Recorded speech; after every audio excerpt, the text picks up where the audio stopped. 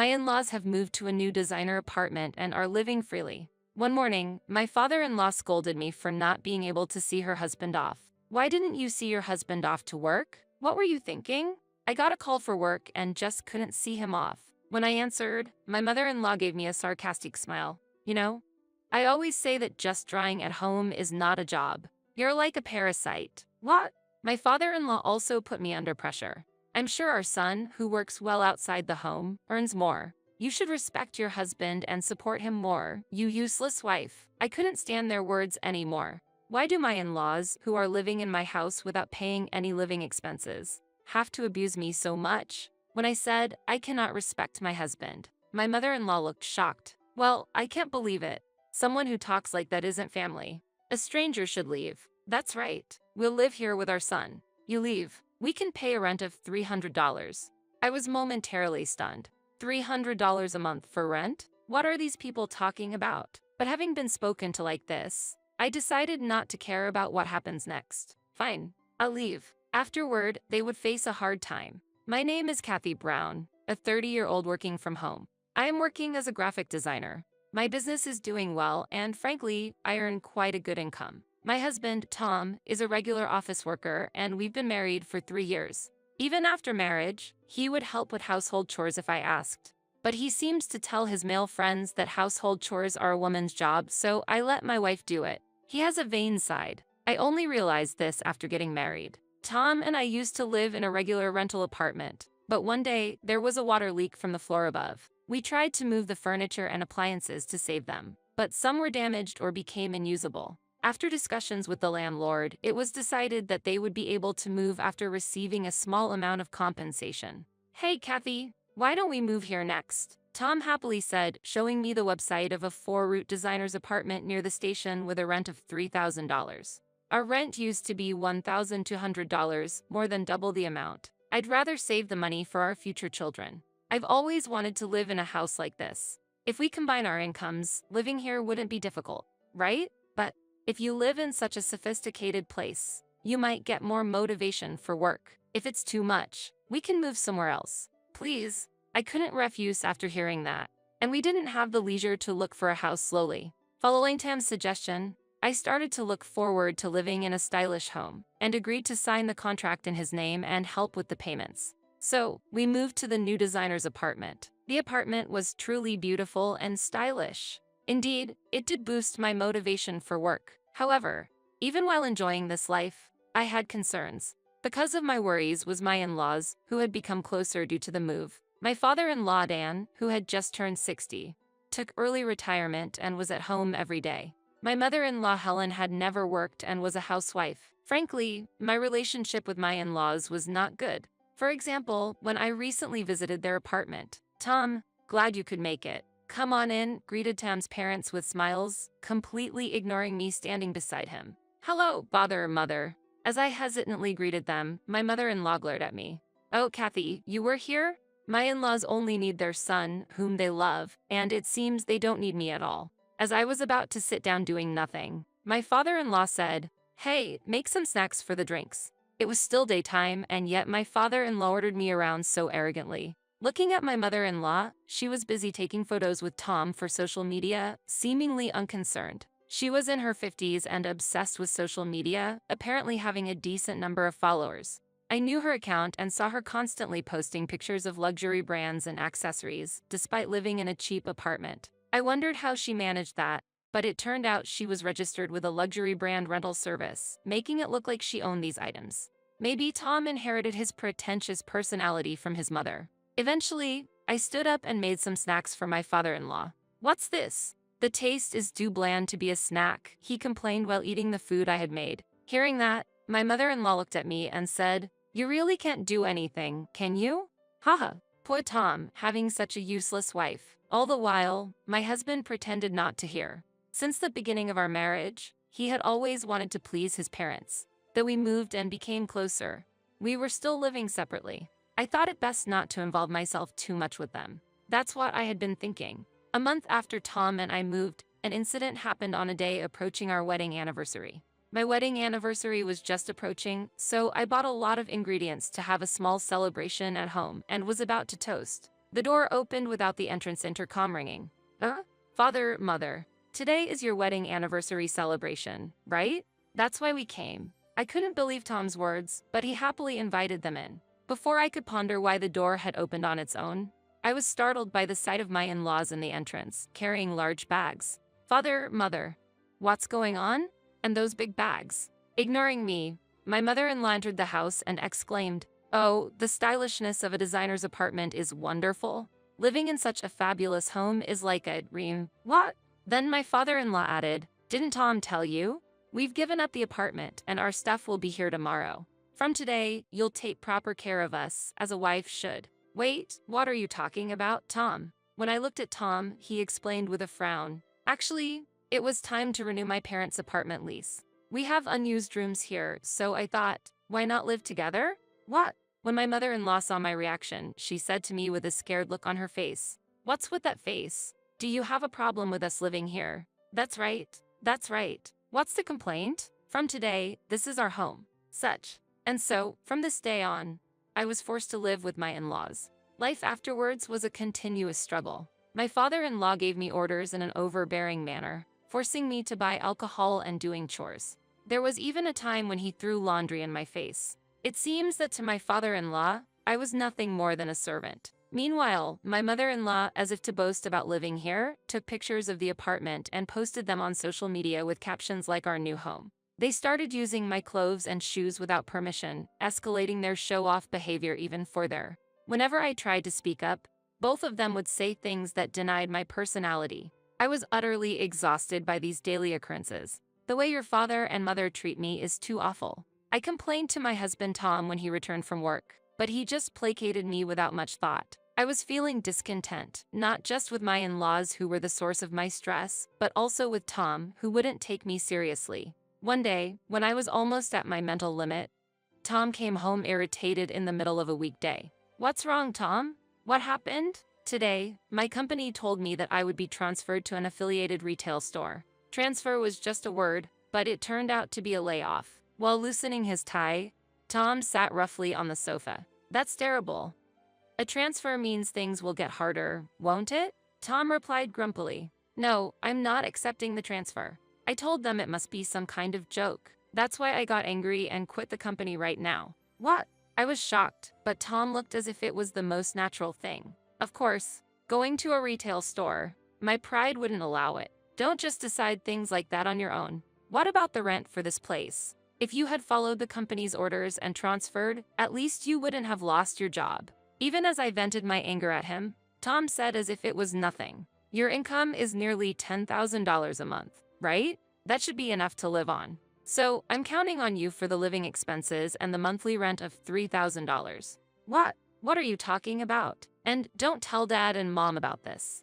I don't want to worry them. Well, I plan to find a new job soon, so don't worry too much." I was really angry, but I couldn't just abandon my unemployed husband right away. From that day on, in addition to housework, I had to pay the living expenses and rent for 4 people by myself. As for Tom, he would leave the house every morning in a suit, trying not to let his parents realize he had quit his job. At first, I thought he was looking for a job, but he didn't return home all day. When I followed him, I found out he was gambling with his unemployment benefits. Even after a fierce argument, Tom didn't seem to change his mind. Instead, he started making sarcastic comments about me being busy with work. One day, while living such a life, Tom was arrogantly reading the newspaper at the dining table, dressed in his suit. I had been working until late at night, so I was rushing around since the morning. I managed to prepare breakfast for my late-rising in-laws and Tom, and while doing the dishes in the kitchen, my mother-in-law spoke to me in a displeased tone. "Kathy, this fried egg is too hard."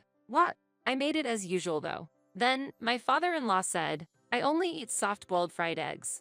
Make it again, now." What? Just as I was about to argue, a call came in from a client, so I answered the phone. Tom, perhaps jealous that I was busy, clicked his tongue, gave me a cold look, and left the house without eating his breakfast. Finally, when I hung up the phone, my in-laws were standing in front of me with crossed arms, looking puzzled. "Father, mother, is there something you need?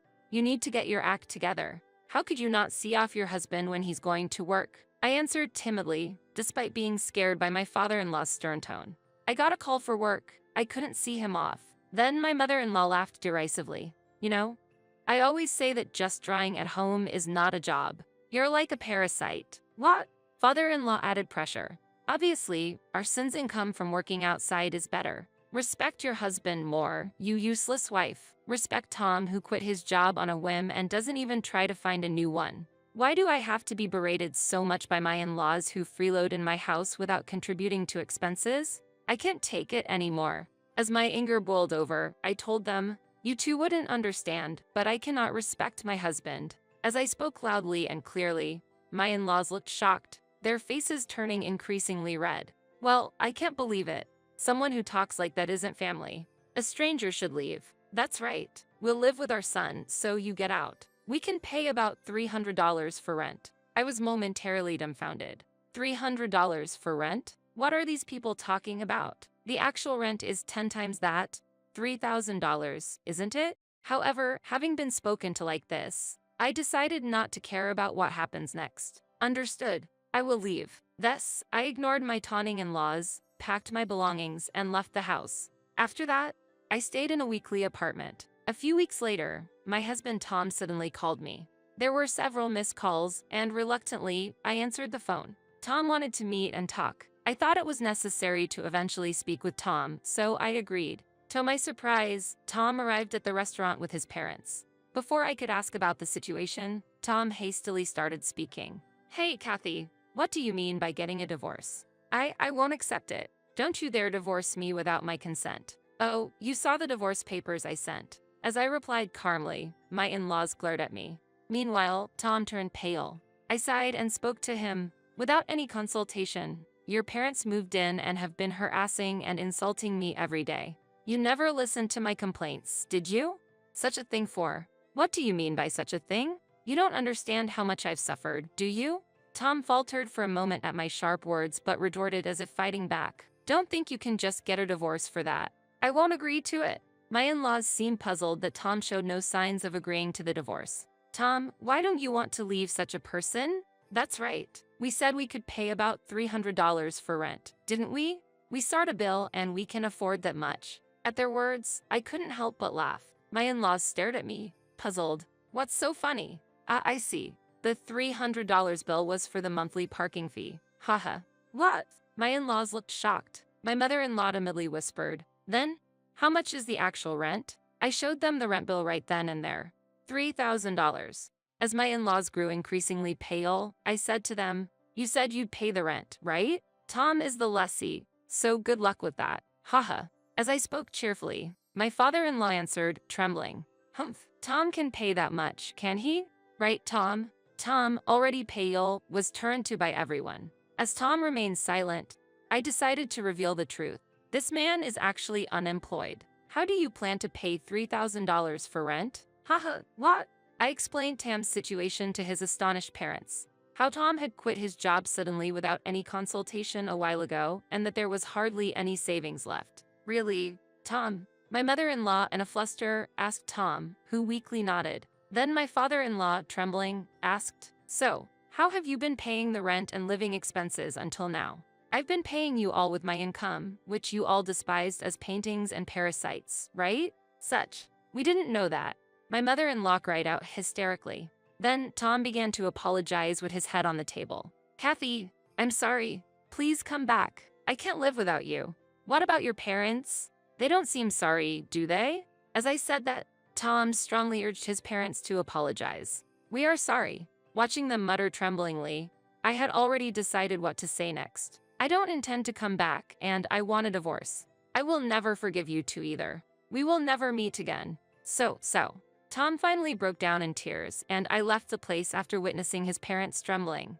Afterward, I divorced Tom through a lawyer. Regarding the property division, I successfully received most of the assets as compensation for alimony, leaving Tom with almost nothing. Next, I exposed the actions of my in-laws on my social media account. As a result, my mother-in-law's account went up in flames, and she eventually had to delete her account. They could not continue living in a designer apartment whose monthly rent was $3,000, and they were kicked out for non-payment of rent. Eventually, they moved into a shabby apartment and started living together as a trio.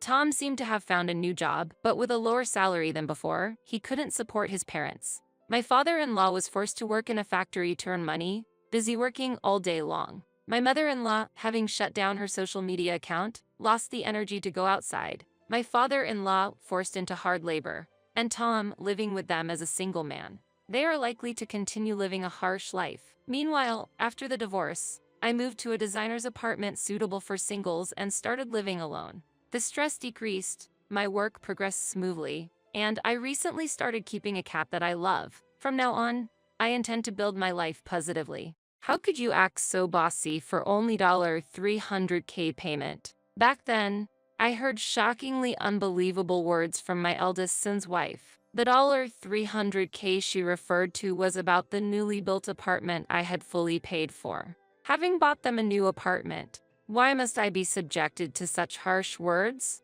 Years ago, when my husband passed away, raising 2 children alone was incredibly challenging. Indeed, at that time, the economic bubble had burst and everything was in recession. It was a tough period. During those times, dual-income households were becoming common, but finding full-time jobs while raising children was especially challenging for women. Most women could only find part-time jobs. Despite these hardships, I managed to support our living and eventually purchased a new apartment for my eldest son and his wife. I decided to buy the apartment thinking about the challenges they might be facing. However, my eldest son's wife showed no gratitude and even criticized me. Hurt by her words, I conveyed my feelings to my eldest son, hoping he'd stand up for me. Even if your mother is treated this way, don't you consider my feelings? Why don't you say anything? But his response was far from what I expected. Jokingly, he said, "Mom, if you have so many complaints, how about stopping the payments?" I was deeply shocked by these words and decided to cut off financial assistance to them immediately. I get it. Since you've said so, I'll gladly stop the payments. My name is Kathy Smith. I'm turning 53 this year. I raised 2 sons, Mike, the eldest, and Simon, the youngest, all by myself. I got married at 20, and Mike was born 2 years later. 3 years after that, Simon was born. Back then, we were a very happy family, and everything was going well. My husband worked for a small to medium-sized company. Although he didn't earn a high salary, we creatively made the most of our days. I, being a housewife, would frequently check supermarket flyers and occasionally cycle to a neighboring town for sale items. Still, as payday approached, our wallet would get thin. It was evident from our meals, which would become simple and frugal before payday. Yet, our hearts were filled with joy, spending each day with our precious family. When Simon turned 3, although we wanted another child, my husband tragically died in an accident. I didn't have time to grieve. To support my children, I worked tirelessly every day. Back then, there weren't many dual-income families, and the only available work for a woman raising kids was low-paid part-time jobs. Though night jobs paid better, I resisted them as a mother raising elementary school kids. Being a non-regular employee meant no bonuses. We managed daily expenses, but unexpected costs were challenging. I managed to buy a school backpack for Mike, but by the time Simon started school, our finances were even tighter. Unable to buy him a new backpack, he got teased for using a hand-me-down, and his elder brother Mike became a target too for standing up for him. Desperate to increase income, I began an affiliate marketing side business using the computer of my late husband. I had little knowledge about it, but researched online, set up a blog, and added affiliate links. Could I earn money from something like this? Skeptical, I continued blogging. Surprisingly, my blog became popular, earning me the title Queen of Affiliate Marketing. To my astonishment, I started getting magazine interviews and seminar invitations, which increased my income. Thanks to this, I gradually overcame our financial difficulties. My sons grew up, especially Mike, made youthful mistakes, but we enjoyed our family time. However, as my income increased, I became complacent. I started attending more external activities and seminars. I often left home and gave my children more money. Go ahead and eat what you like. I'll be home late again today, dear.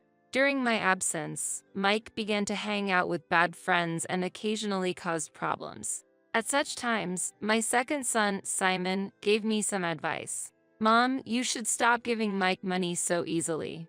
His friends might be taking money from him. These words made me reflect upon the bond as a family. Mike and Simon, my two sons, were as different as night and day.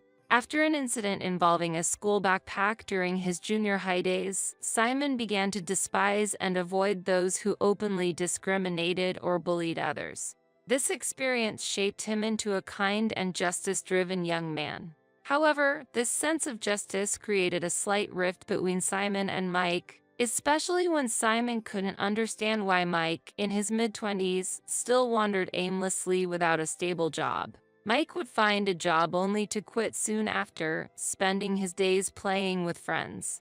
Concerned, Simon advised, Mike, you should find a proper job and lead a stable life. As a mother, it was hard for me to see my son like this. I introduced Mike to a publishing company through my connection, but he repeatedly missed work without notice and eventually resigned. This company had deep ties with my acquaintance, and I had published blog-related books through them. Filled with regret, I deeply apologized to them. Apologizing for an adult child's behavior made me feel very ashamed. I'm not good at being bossed around by others. That's why I want to start something on my own, Mike said. After that, he ventured into several businesses, all of which I funded. But they all failed. Particularly in a network marketing venture, Mike involved Simon selling products forcefully to Simon's friends. This led our family to apologize to many people. This incident completely soured the relationship between Mike and Simon. After this turmoil, Mike decided to marry a girlfriend he met through network marketing. I decided to support their new life, hoping marriage might bring him a sense of responsibility. I financed their new apartment and the establishment of a wine bar in New York City, which Mike wanted to open. However, the business struggled, and I kept having to cover losses. Every time I visited Mike's place, I saw his brother-in-law and his friends drinking. They were the main patrons, with few other customers. Mike clearly admired this brother-in-law, who always stood out. Seeing Mike joining them in drinking made me wonder. One day, when financially burdened, I consulted Simon. He offered to help and said, "Let me look into Mike's affairs. Just wait a bit." A week later, he accompanied me to Mike's bar. We once again saw them enjoying drinks. I kept pondering how to resolve this situation but couldn't find an answer. My feelings for my sons remained unchanged, and I wished to break this cycle. I hoped for Mike to lead a more stable life. I approached Mike slowly and said, "Mike, if things continue like this, I might have to close this little bar. I've helped in many ways, but I'm not doing charity." To my surprise, Mike's wife reacted more than Mike. Drunkenly, she slurred, "Why are you suddenly so serious? If you want more customers, why not promote the shop more or bring your friends? It's ridiculous to say you'll close just because you don't have customers." I felt something off about her words. "But when you came to ask me for financial support, didn't you promise that both you and Mike would work hard together? And yet, I see both of you drinking together. What does this mean?" Initially, communicating with my eldest son's wife was a bit awkward. But at that moment, I had something I desperately wanted to convey. Almost every day, I would see her and my brother-in-law cheerfully drinking together, and I couldn't help but wonder about their intentions. I couldn't resist asking her about it. I wasn't sure how she would respond, but instead, her brother answered, "Kathy, why are you bringing this up all of a sudden? We are co-owners of this shop, and if it fails, it will tarnish our reputation. To prevent that, we need your cooperation too." He replied with a hint of arrogance while relaxing in his chair. His response lacked a sense of responsibility and compassion as an adult and family member, and it sounded entirely careless to me. Then, as if to add insult to injury, Mike's wife chimed in. "Kathy, are you struggling with how to spend money? If so, we can help you out a bit. I was irritated by her condescending remark, but I tried to control my emotions. However, I couldn't help but retort emotionally. Why would you say that? I've financially supported both this shop and your new apartment. I've provided ample assistance without any conditions, so why do I have to be spoken that way? I suddenly remembered the financial struggles and worries I had as a child. Just because I don't have money problems now doesn't mean I should forgive everything. I was questioning this perspective. Then Mike's wife said something outrageous to me. The amount for the apartment and the startup of this shop isn't that significant. Why are you so grateful for it? Or do you want us to be grateful to you? Her words deeply shocked me. How could they consider the money I had earnestly earned and provided them with as insignificant? Regardless of the amount, I was taken aback by their lack of gratitude. If that's how you feel, I'll stop my payments. Feeling upset, I decided to leave the shop with Simon. As we were leaving, I heard the eldest son's wife taunt from behind. What? Running away when your position gets worse? Such a coward. I had no desire to respond and left the shop. A few days later, I received a call from Mike and his wife asking me to visit their shop. After the previous incident, I felt foolish to continue financially supporting them, so I decided to halt all payments. As a result, their debts accumulated, and it seemed that Mike and his wife were getting numerous reminders about their unpaid bills. Though reluctant, I decided to respond to Mike's summons. When I told Simon about it, he assured me, "It's okay. I'll go with you." His words gave me courage, and we both headed to Mike's shop. Upon arrival, not only were Mike and his wife there, but surprisingly, his brother-in-law was present too. "Hello, Kathy. This is just a regular meeting, right? Why did you bring a strong backup?" His wife's brother teased upon seeing Simon. Hearing this, Mike clarified, "That's my brother." Since my family and Mike's brother-in-law hadn't properly met since Mike's wedding, he had probably forgotten about Simon. To that, Simon reintroduced himself. "Hello everyone, I'm Simon Smith, Mike Smith's younger brother. I'm a lawyer." To Mary, Mike's wife, and Mr. Cata Brown, Mary's brother, "I have some serious matters to discuss. There are allegations of fraud and embezzlement against you." The room filled with an atmosphere of shock. Mike, especially, looked stunned and hurriedly questioned Simon. "Wait, Simon? Since when did you become a lawyer? You were still a student last time." Back when Mike was involved in a network business, Simon was still in high school. Since the incident, the brothers had grown distant and had hardly met. Thus, Mike seemed unaware of Simon's career path. Keeping his composure, Simon replied, "Yes, while we were distant, quite some time has passed. I graduated and became a lawyer.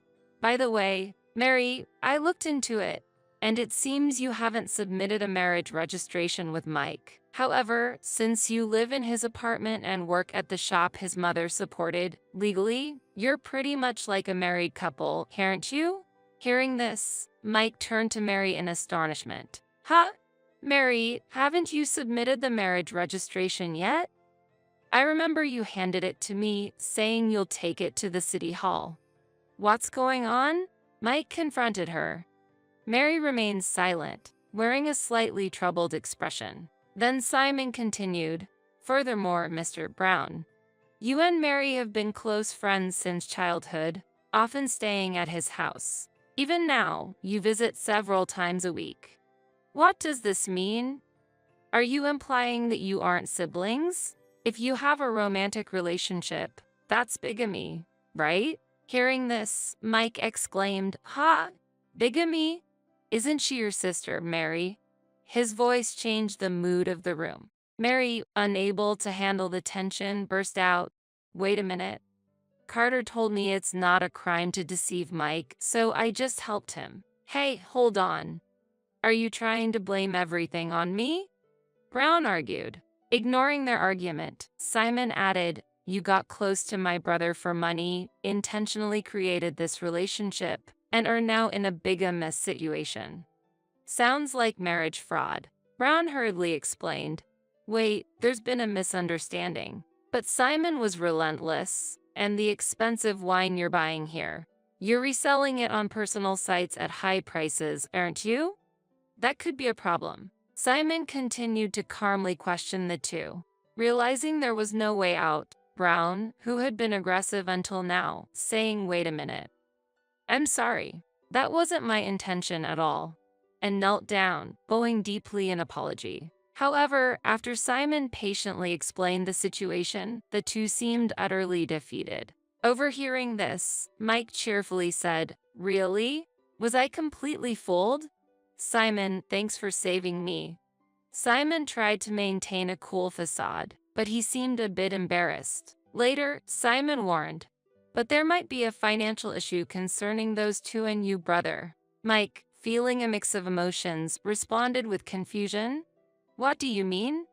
Don't scare me like that." Simon explained Mike's careless management due to Brown's influence and his turning a blind eye to Brown's wine dealings, which might cause monetary issues. Given Simon's past negative impressions of Mike, he hinted, "If you don't change your ways, we might not be looking at civil suits but criminal complaints." The three knelt and sincerely apologized to Simon. Simon, having heard rumors about Mary's past shady network businesses, had been cautious. He studied law in college and had a unique part-time job at a detective agency. His experiences and connections seemed to have come in handy. I was amazed by Simon's planning and execution skills. After graduating, he achieved his dream of becoming a lawyer. His investigative abilities were recognized by many. A traumatic experience from his childhood might have made him stronger, and seeing the mature Simon in contrast to Mike warmed my heart. Years later, it turned out that Simon never pressed charges. But it wasn't just from his kindness. He mentioned that there's a statute of limitations for fraud and there's no rush since they have all the evidence. He seems to be observing if they genuinely change their behaviors. To someone unfamiliar with the law like me, Simon's strategy seemed like a threat, but it did bring about a significant change in the three of them. All three of them began new lives filled with remorse. Mary cut her long brown hair and also trimmed the nails that she had gotten done at the nail salon and started working hard at nursing home. Brown, surprising everyone, shaved his colored hair and became a monk in a temple. Considering becoming a monk is not something one would ordinarily think of. The fear of legal action must be immense. Mike, my main concern, continues to run his wine bar, gradually rebuilding trust. His wine selection is commendable. Influenced by Simon's achievements, Mike now seems committed to his work. The wine bar, located at a prime spot I found, should thrive with a little hard work. If Mike truly turns his life around, I look forward to celebrating their ups and downs, perhaps even through a book about the wine bar's journey, with a toast alongside both my sons. Even though you've been freeloading unemployed for so long, you're so cocky. Get out. Don't think you can live this luxuriously forever. As I lifted my face from the laptop I had been working on at the dining table, a sharp pain shot through my neck. Ouch, that's hot. I cried out, turning around to find my mocking mother-in-law holding a hair iron. I remembered she had been preparing to go out in the washroom earlier. Now, she was pressing that hair iron against my neck. So even a parasite like you feels heat. I was just testing how thick-skinned you are. You're completely useless, yet you live such a luxurious life. But I do work hard. Why are you treating me so terribly? You call that working? Staying at home and being lazy is not a job. It's about time you stop leeching off us. However, the real parasites were my husband and mother-in-law. I was the one paying the $5,000 rent, living expenses, and allowances for both of them. Despite that, I wondered why I had to endure such treatment. I've reached my limit. Leave this house immediately. Who knows what I might do next? Just to be clear, you really want me to leave? Once I go, I'll never come back to this place, you know? Yes, please do. I never want to take care of someone as poor as you again. I had become indifferent to such a home and family. Tears mixed with frustration and pain in my neck. I packed my belongings. Without looking back, I left my in-laws house for good. My name is Kelly, 35 years old. It has been 2 years since I got married. Even before marriage, I had been working from home as a freelance writer. After graduating from college and working in a company, I had to quit and return to my parents' home when my father had an accident. I couldn't let my mother, who had difficulty walking, take care of my father alone. That's when I started looking for a job I could do from home. I began as a freelance writer with simple internet-related tasks. As my father recovered and I found more time, I gradually took on more work. It turned out I was quite suited for writing, and my income steadily increased. My articles were well received by readers, leading to direct contract offers. Before I knew it, I was earning more than I did as a company employee. During this time, I attended a reunion with my college circle friends. "Hey, isn't that Kelly? Long time no see." Someone called out to me. There I met Ben again, who would later become my husband, 2 years my junior. In college, Ben was always the life of the party, known for his quick decision-making and energetic personality. After graduation, he worked for a renowned foreign company. We didn't interact much during college, but that day, we talked in depth for the first time. Perhaps because our personalities were so different, our conversation never ran dry. After meeting a few times, we naturally started dating. "Hey, I really like foreign fashion accessories. My dream is to open a select shop that deals only with my favorites. In fact, I've already started preparing for it." For example, Ben shared his future dreams with me. I enjoyed listening to him. His mature intellect combined with a childlike curiosity made his stories seem achievable. Even a reserved person like me felt exhilarated just by listening, so I was genuinely happy when he proposed. A turning point came about a year after we got married. My father-in-law passed away suddenly. It was an unexpected death. "Kelly, would you mind living with my mom for a while?" My husband asked. Due to his father's job, his parents had been living in a luxury apartment for several years. But after his death, it was difficult to continue paying the high rent. Mom is still struggling to accept his sudden passing. She wants to stay there a bit longer, but the lease still has about a year left. Could we stay for that period? Indeed. It must be hard for your mother to move so soon after your father's passing. We can't leave her alone. Don't worry about the rent. Mom and I will cover it, but since it's expensive, could you help with the living expenses until my father's inheritance arrives? It's fine. No problem. It's a bit on the expensive side, but it's only for a year after all. Even though I had no interest in fashion or luxury goods, I was intrigued by what the interior of a luxury apartment might look like. At that time, I underestimated what it would be like to live with my mother-in-law. Little did I know, it was the beginning of my hardships. From the first meeting, it was clear my mother-in-law didn't like me. When we went to announce our marriage, she said, of all people, Ben had to choose an older woman.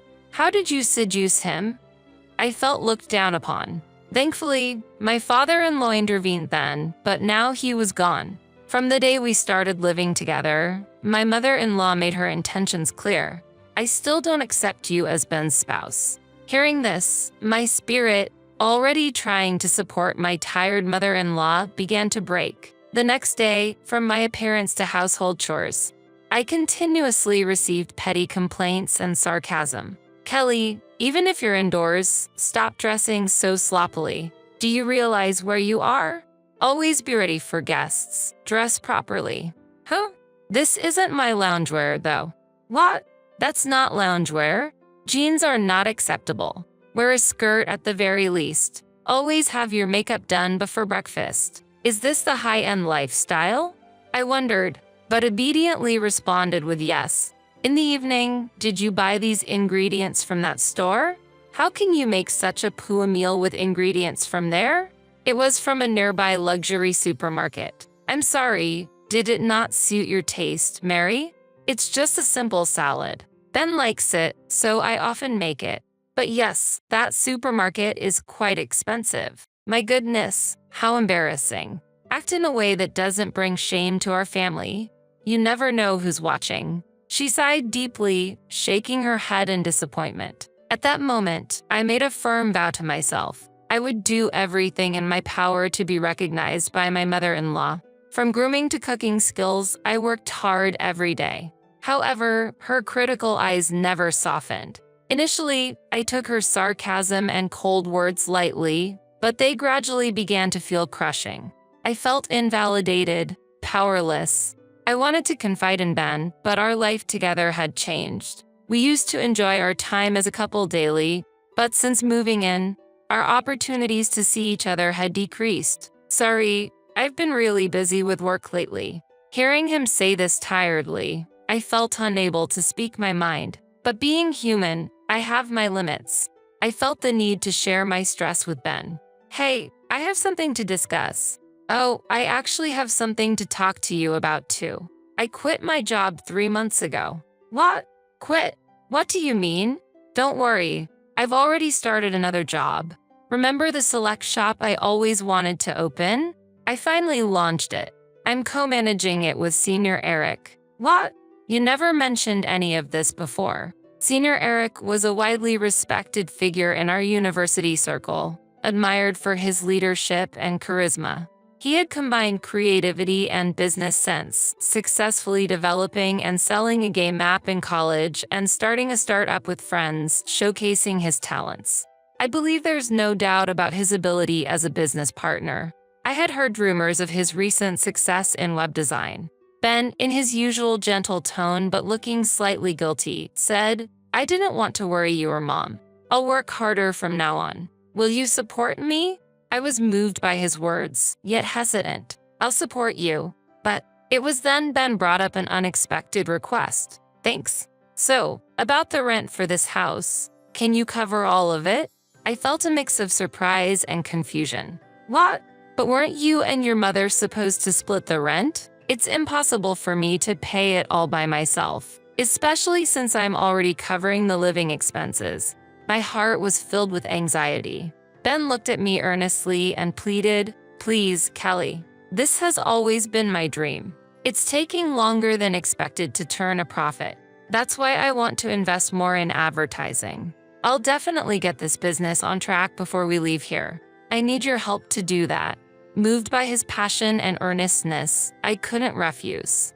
I could afford the rent with my income, and fortunately, we had some savings. More importantly, I had never forgotten the day I chose to marry him, sharing and empathizing with his dreams and passion. "If you say so, I understand, but only until the lease on this rental ends. Also, I want to know more about the store you're running." "Of course, thank you, Kelly," Ben said and showed me the website of his select shop. I was impressed by its charm. "Is there anything I can help with?" I offered, but Ben firmly declined. "I want you to focus on your work. And please, don't tell my mother about this. I don't want to worry her unnecessarily." With this new development, thoughts of my mother-in-law completely left my mind. I wholeheartedly wanted to support Ben's business, but the amount I had to pay each month only increased. Gradually, managing the entire household budget, financially aiding my husband, and even giving an allowance to my mother-in-law became my responsibility. My only wish was for the rental contract to end quickly. "Kelly, could you put off your computer work for a bit and do some cleaning? Since you're staying here, you should be more proactive with the household chores," my mother-in-law said. I hurriedly replied, "Oh, I'm sorry, Mother. I'll start as soon as I finish this job." "This is your job. Enough excuses. Get it done quickly. We have guests coming this afternoon. After you're done cleaning, please leave the house." My relationship with my unaware mother-in-law remained unchanged over time. Since we started living together on days when she had guests, I always had to leave the house after finishing the cleaning. It seemed I was bothering her. Fortunately, I could work anywhere with my laptop, which was a small consolation. However, that day held a different outcome. When I returned home in the evening, my mother-in-law, looking satisfied, greeted me with "Welcome back. I tidied up your room." Confused, I rushed to my office. The room was indeed tidied, but rather, my belongings were organized. I don't own many things, but in the center of the room were a large suitcase and 2 duffel bags. "What does this mean, Mother?" I asked. This room was initially prepared for guests. I can't accept someone with your lack of housekeeping skills using it. If you want to use this room, you'll have to pay an appropriate fee. If you don't like that, leave immediately. Don't expect to live luxuriously here for free. She declared. I swallowed my words. Why must I endure such treatment? As I silently bowed my head, my mother-in-law said with satisfaction, I'll say it again. I don't accept you as Ben's wife. With that, she huffed and returned to the living room. Tears welled up in my eyes from frustration. I tried to contact Ben, but he didn't answer his phone. After I messaged him about the incident, he replied, please bear with it a little longer. Unable to contain my anger, I poured out everything to Ben when he returned late at night. Just hold on a little longer. I'm stressed with work too. Don't worry about my mother, it's just a bit more endurance. He said, I'm paying the full rent, and now she wants me to pay for my room too. I can't tolerate her unreasonable demands any longer. I protested. After hearing this, Ben hurriedly tried to calm me. I'm really sorry. I'll talk to her. Once we leave here, you won't have to see her again. Please, just bear with it for a little while longer. He pleaded, soon, and then I'll never have to see her again. Ben's words slightly eased my anger. The next day, Ben seemed to be talking to his mother before he left. We had breakfast together, but there were no usual sarcastic remarks from my mother-in-law. Since my room was tidied up, I decided to continue working at the dining table. Are you leaving today? At my mother-in-law's words, I looked up from my computer. Instantly, I felt a sharp pain in my neck. Ouch, that's hot. I screamed, turning around to see my mother-in-law standing there with a smirk, holding a hair iron. What are you doing? I exclaimed. That was all I could say as I held my painful neck and rushed to get a cooling pack from the fridge. Thinking back, my mother-in-law had been getting ready to go out in the washroom earlier. She had used the hair iron she was holding against my neck. Oh, so you can feel the heat too. I wanted to see how thick-skinned you are. Living such a luxurious life, yet so useless. I work hard too. Why would you do something so terrible? Working? You're just using your at-home job as an excuse to slack off. Nothing but an unemployed person. It's about time you consider our situation and become independent, said my mother-in-law. In reality, I was the one bearing the rent and living expenses. Yet, I couldn't understand why I was being treated this way. Before I knew it, I was glaring at her. What's with that look? The look of a poor person. I've reached my limit. Leave this house immediately. Otherwise, I don't know what I'll do next. Am I really allowed to leave? I won't come back here ever again, you know? Yes, that's fine. I'm fed up with taking care of poor people like you. Filled with intense pain and disappointment, I cried as I packed my things. Since my mother-in-law had already organized my belongings the day before, it didn't take long. I no longer cared what happened to this house. I left my in-laws' home without looking back. After receiving treatment at the hospital, I went to my usual cafe to calm down. The spacious table arrangement and quiet environment were ideal for focusing on work. As I was contemplating whether to contact Ben, I was suddenly approached. Kelly, is that you? To my surprise, it was Senior Eric. It's been a while. How's Ben doing? Senior Eric, long time no see. Ben is in your care. I heard you were the co-owner. Sorry I couldn't greet you earlier, I replied as he furrowed his brow. Co-owner? What do you mean? I just helped with the website design on Ben's request. Really? I was shocked. He lied then. I heard you were the sponsor. Senior Eric said. I was surprised by this revelation. Ben had rented a different apartment and seemed to have worked hard for the first few months.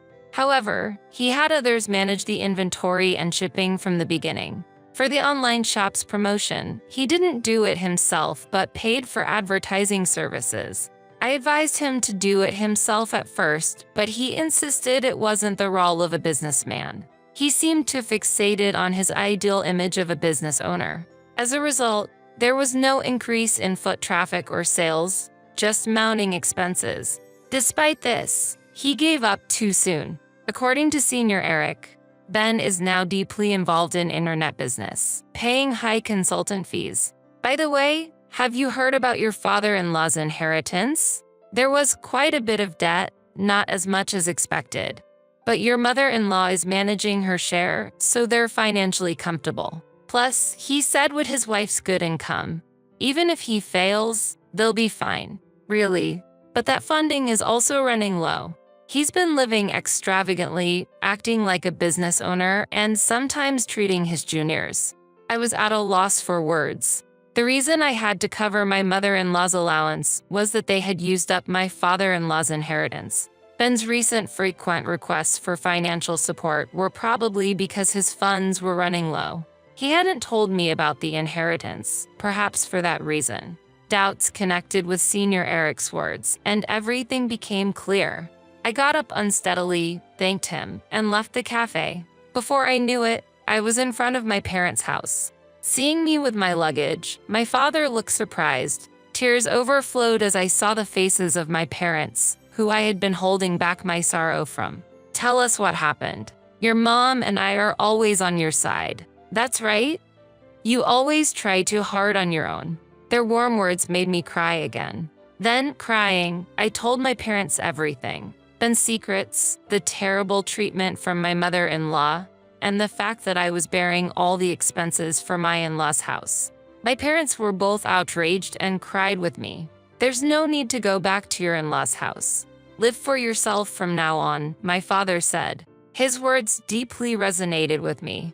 After talking about everything, I felt a weight lifted from my heart. What have I been living for these past months? The only message from Ben was a short one asking, "Where are you now?" After that, I received several similar messages.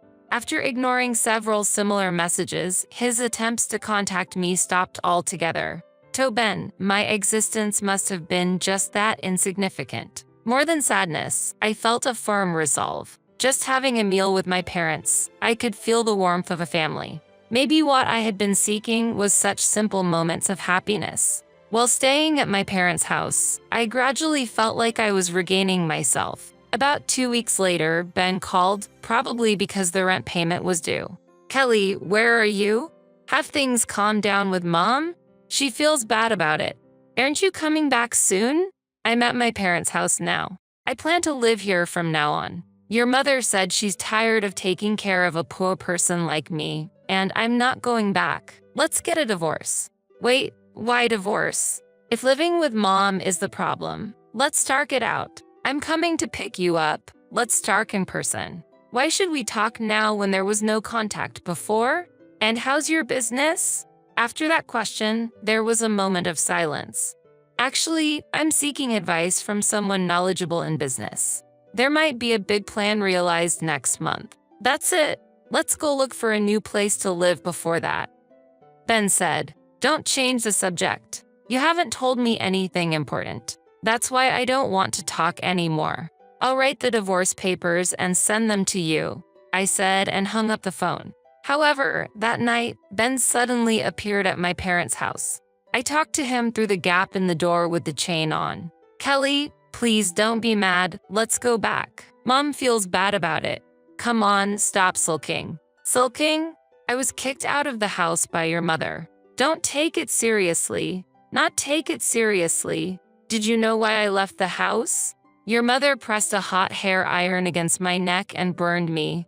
I don't know what else might happen, and there's no way I can go back. I brushed back my hair to show him the burn mark on my neck. Did Mom really do that? I'm sorry, I didn't know. Why didn't you tell me? Mom told me it was just a simple fight. I'm really sorry. Are you okay? A simple fight? His flippant words made my anger boil over. I had planned to decide on a divorce without facing him, but my indignation overflowed. I felt the same anger towards both my husband and mother-in-law. I thought of blaming them thoroughly. The outrage in my heart seemed to burn. Anyway, I'm not coming back. You should go home too. I'll contact you again tomorrow. Really? Will you actually contact me? I can't accept a divorce without even discussing it. If you don't contact me, I'll come back tomorrow. Ben said this and left. I prepared and arranged to meet with Ben and my mother-in-law 3 days later in the afternoon. The place for the discussion was a cafe restaurant on the 30th floor of a luxury hotel. On the day, I dressed in a high-end brand dress, revealing my neck and styling my hair up. My mother-in-law looked displeased at the sight of me. "Thank you for gathering today. I have reserved afternoon tea, so please enjoy it." I smiled at my mother-in-law and Ben. Ben seemed a bit relieved at my calm demeanor. Soon, tea and small appetizers were served at our table. Before we started eating, my mother-in-law began to speak to me. "Kelly, I'm truly sorry about last time. I was wrong." Ben scolded me harshly. "You'll forgive me, won't you?" I didn't respond immediately and quietly continued eating my appetizer. Then, I turned my neck to show the burn scar. "I can forgive you. Not until this scar fades. Also, are you aware that Ben quit his job?" Ben shook in surprise. My mother-in-law looked at him in astonishment. What? What do you mean he quit? He's been saying he's busy every day." "He's busy, right? Now he's an honorable businessman." "Wait a minute." Ben panicked. "What do you mean, businessman? Did you start your own business?" "Ben, explain yourself," as my mother-in-law interrogated him. I smiled contentedly while watching Ben struggle to make excuses. At that moment, the tea stand was brought to our table. I enjoyed the delicious-looking sweets while watching Ben and my mother-in-law argue. The view from the luxury apartment was great, but the view from this 30th floor cafe was also special. "By the way, Ben, what have you been engrossed in lately? I heard from Senior Eric that you quit the select shop. Is that true?" "What? How did you?" Ben lost color in his face, looking surprised and scared. Meanwhile, my mother-in-law tightly gripped his arm, confused and repeatedly asking, "What happened? Why would you do that?" "I know everything. Ultimately, you were more obsessed with being a successful person than a businessman, right? Despite having no business sense, you just impulsively went ahead and ended up spending all the inheritance your father left, didn't you?" "Wait, Ben, what does she mean by that? You used up all the inheritance? Could it be?" My mother-in-law's voice was full of suspicion and anger. "Yes, exactly. Ben has used up all your inheritance as well, right? So our household finances are completely depleted because of Ben." "Hey, stop. Don't talk anymore. Mom, don't worry. I'll find a solution." Ben was frantically trying to control the situation. My Ben I believed in betrayed me so much. My mother-in-law's voice was filled with despair, and she leaned back on the sofa in shock. Her expression was clouded with despair, and she seemed unable to say anything more. I continued speaking calmly while pretending to be unaware. "Mary, actually, I have been covering all the expenses for the house. Even the allowance you thought Ben was giving you came from my wallet. In addition to that, I've been paying for Ben's expenses while he's been gallivanting around as a businessman." "No way. How could that be?" "Don't worry, Mom. With Kelly's income, we'll manage." Ben's true intentions were revealed. "Don't joke. I heard you're getting into another business. We're already at the bottom, spending money and just playing around. Stop it now." My words were a bit harsh, but in that situation, it couldn't be helped. The cafe fell silent, filled with a heavy atmosphere. I finished the tea left in my cup in one gulp and declared, "I can no longer take care of you two who are now penniless. You will need to take care of next week's rent payment. And regarding the divorce, let's proceed formally through a lawyer." As I stood up, I took out the divorce papers from my bag and placed them on the table. Ben pleaded tearfully, "I don't want a divorce. Please, don't do this." But my mind was already made up. My mother-in-law's face was trembling with paleness. "Kelly, wait. I'm truly sorry. I had no idea. Without you, we can't survive. Kelly, help us. We're family." The word family coming out at this moment was unexpected, but it was too late. "You said before that you didn't accept me as family, didn't you? Mary, as compensation for the burn, I would like you to start with this payment. I hope you still have this month's allowance." Saying that, I left the two of them in the hotel. Ben remained silent, ultimately saying nothing. Looking up at the high-rise floors from the ground, I hope they felt the sensation of being cast down from heaven to earth, marking the end of my revenge. Afterward, we got divorced. Ben resisted at first, but when I threatened to report my mother-in-law to the police, he quickly agreed. I thought I couldn't forgive my mother-in-law, but her disappearance from my sight would erase her from my memory. As long as they stay out of my life, that's enough. For that reason, I demanded a substantial amount from Ben for emotional distress. Later, they apparently moved to a cramped apartment. However, the relationship between my wasteful ex-husband and betrayed mother-in-law seems strained. Aiming for independence, my once arrogant mother-in-law is now reportedly doing part-time cleaning work. I couldn't help but laugh at the thought of that scene. Currently, Ben is struggling with debt and working multiple part-time jobs at night. It seems that working as an employee was more suited to his true nature. The active personality of Ben that I once found attractive was, from another angle, just impulsive and shallow foolishness. Living in the luxury apartment and the inheritance from my father-in-law must have revealed his flaws more clearly. I continue to work actively from my parents' home. I met with Senior Eric later and conveyed to him the details and my gratitude. He appreciated my writing skills, and now I am receiving work from him. For the time being, I plan to focus on living for myself with my parents.